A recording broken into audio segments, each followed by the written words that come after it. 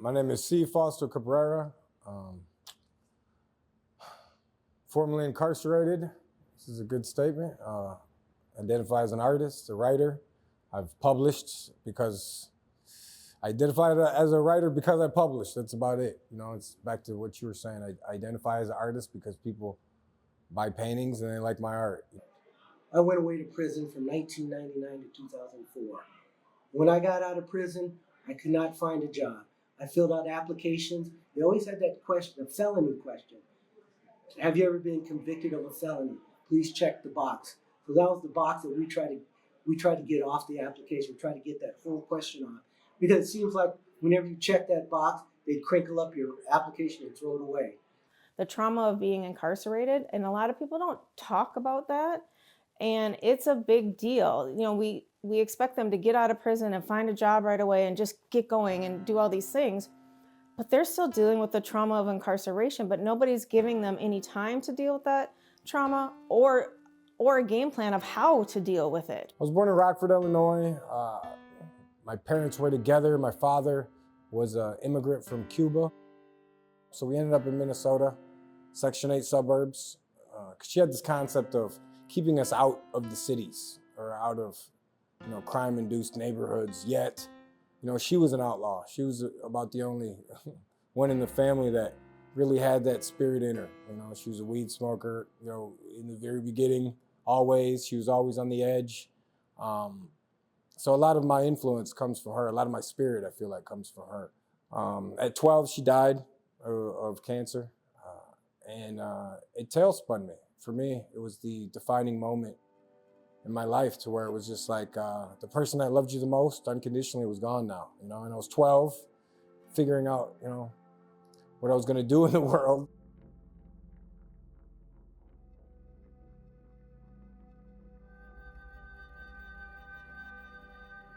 The once vibrant, annoying kid is a little bit more depressed, a little bit more withdrawn, a little bit more quiet.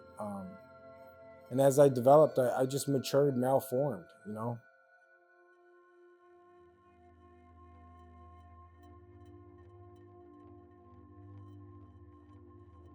These little kids who can't regulate their emotions, or they're living homelessness, they're like, all of these things. Those kids that are living through these childhood traumas are the ones who grow up and fill up our prison system.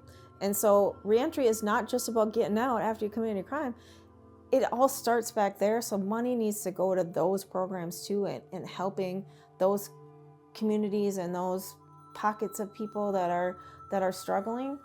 And a lot of people don't tie that together, but that's who's going to be in the prison someday. For the first 5-10 years of my existence in the joint, I thought that I was going to have to do 40 years.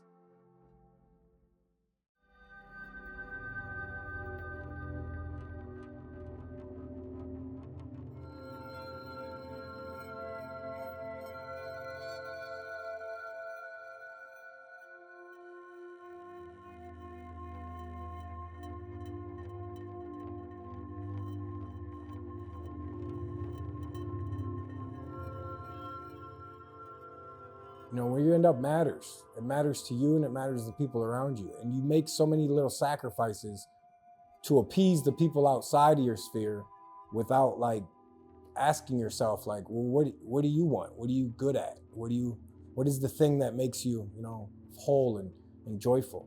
When I went away, I said to myself, look at me. I have an MBA and they're locking me in prison because of myself, my own selfish and self-centered behavior. And I said to myself, you know what, I'm gonna change. I'm gonna change who I am. I'm gonna come out, the world's gonna see I'm a different person. My name is Jennifer Gast, and I am currently the job developer for the Department of Corrections, which means I talk to employers about fair chance hiring and hiring people who were formerly incarcerated coming back into the communities. But my background, I've been doing that for 2.5 years, but I've been in corrections and reentry for 32 years, with the bulk of that running a men's correctional halfway house.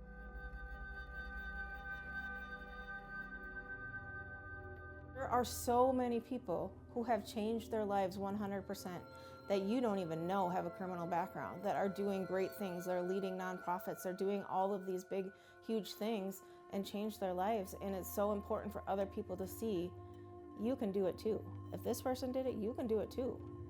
You know, people can change, and just being discriminated against because of something in the past that I know I've changed is hard to swallow.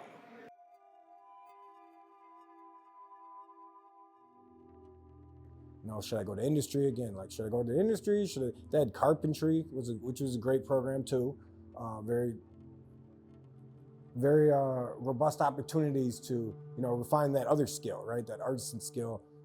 They also had like welding shops that were good, that were really great to, you know, hone the skill. They had upholstery shops. So there's certain things that they had avenues, you know, because Minnesota was an industrialized prison, so it wasn't as bad. So trying to figure out, navigate that, it wasn't so much as, okay, what's going to keep me safest, or what's going to keep me, it's what's going to keep me sane, like you said, what's going to protect me from going fucking crazy. Yes, a lot of people come into prison with a lot of skills, but there are a lot of people who come in with zero skills.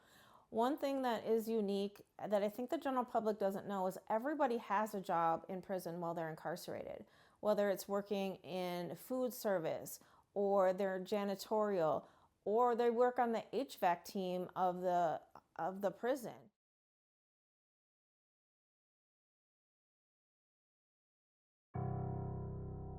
So what are you gonna do with that time? It's forced punishment. It's a forced timeout. But what you do with it matters. So most guys were just sitting there watching TV, going to sleep. You know, I'd stay up all night drawing, painting, fucking around. Stillwater Art Program was the full-time program. It was the only one in the state where you could have a job being an art, you know, either student or teacher. So for 13 years, I built that program. I wrote their curriculum. I helped the guys progress from drawing a stick figure to doing portraits and all of that, and oils, acrylics, pastels. And you know, I learned a lot about process just by figuring it out. We had a really beautiful library in the joint. A lot of people that were willing to help each other.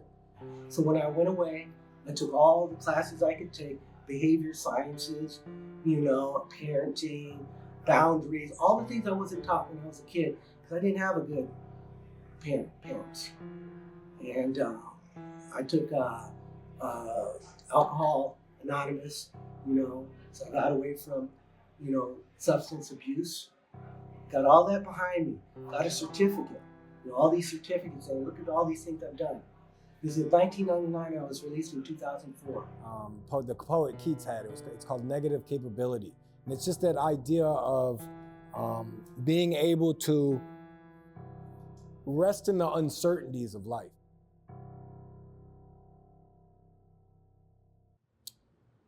How I coped with incarceration was identifying as an artist in whatever form I could muster. And when they took the brush away from me, I picked up a pen and started doing, you know, same work but different mediums. You can get a degree while you're incarcerated.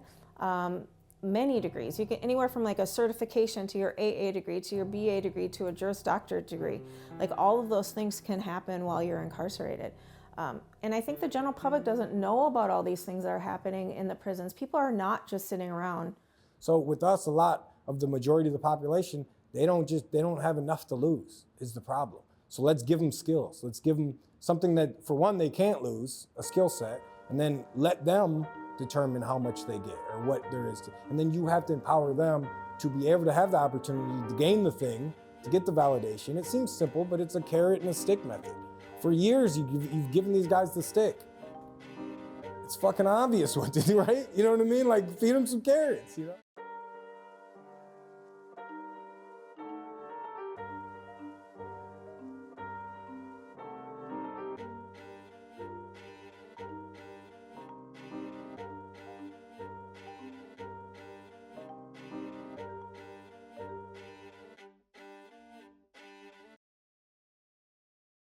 This was it. I had a lot riding on this interaction. I really had two people in mind that I wanted to feature for this re-entry and restorative justice project. See Fausto Cabrera and Fong Li. They had shared time together in the Stillwater Correctional Facility and were being featured as part of the Scene Artists panel at the Weisman Art Museum. Having seen some of the work they had produced and read some of the words they had written as part of the MPWW, I won't lie in saying that I was slightly intimidated, not by their criminal records, but by the sheer brilliance that came off the page when perusing their poetic works. To see how both men refused to let their pasts dictate their futures, not in a negative way, but in a restorative one. How they used their time while incarcerated wisely, always preparing for the day that they might come home again. And while they had paid their debt to the system, both men acknowledged their self-imposed duty to begin repaying their debt to humanity upon release, to help young people walk the tightrope of angst, doubt, depression, and hopelessness that can often lead to crime and imprisonment. To be heard, to be seen. But those who have lived experience, have come through this on the other side, we are welcoming those people into reentry also. You know, they're called trusted messengers because they've lived through it. They have a message, a valid message to the rest of us, for people like me who didn't go through incarceration. I knew of Fong while he was incarcerated. And then I met him through my job now, through the legal revolution that he works at. He's a professional coming into the prisons to help people just like I am. And he was there for a long period of time, used his time wisely there, worked on his law degree, and now he's working at the legal revolution. And you know, it's amazing. Like, people changing their lives, it's amazing. And there's lots of them doing it out there, and they need to be highlighted and spotlighted. We need those trusted messengers in our working at the DOC, working for the nonprofits, in the halfway houses. We need those people who have gone through what their clients have gone through. I tell you, the message coming from those people with those trusted messengers is way more impactful than from somebody like myself.